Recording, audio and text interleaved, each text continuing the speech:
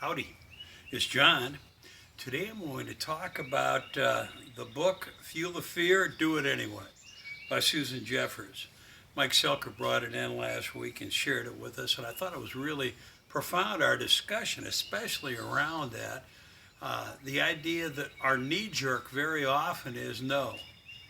I can't do that. No, I'm not going to do that. No, and we stay in that comfort zone all the time. Now, I'm not saying we should say yes to just anything that comes flowing down the pike, but our attitude becomes very tainted through repetition by us saying no. We say no all the time. We are bombarded with all kinds of messages, negative messages, uh, 60,000 ideas per day. I wonder who the guy was that hung out and tracked that.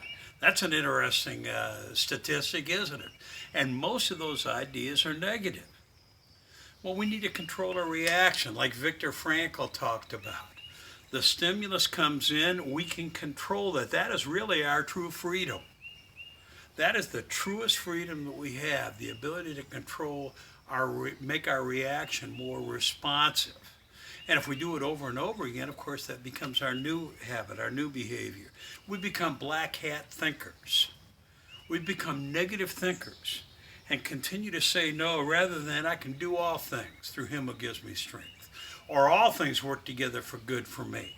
I mean, these are biblical statements and affirming statements. We need to be positive in our mental attitude rather than negative. There's a power to now, and when we say no all the time to the events in our life and the ideas that pop into our head, we miss a lot of opportunities. We need to say yes to the moment. Eleanor Roosevelt said we need to do something every day that scares us.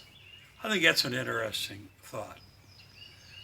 She outlined a process, and to me, it's a process of changing attitude, awareness of what we're saying. In this particular case, awareness that I'm saying no. I need to nod and affirm and say yes and smile and embrace the positive.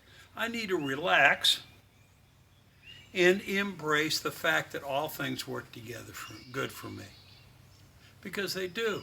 It's biblical. All things work together for good to those who love the Lord and are called according to his purpose.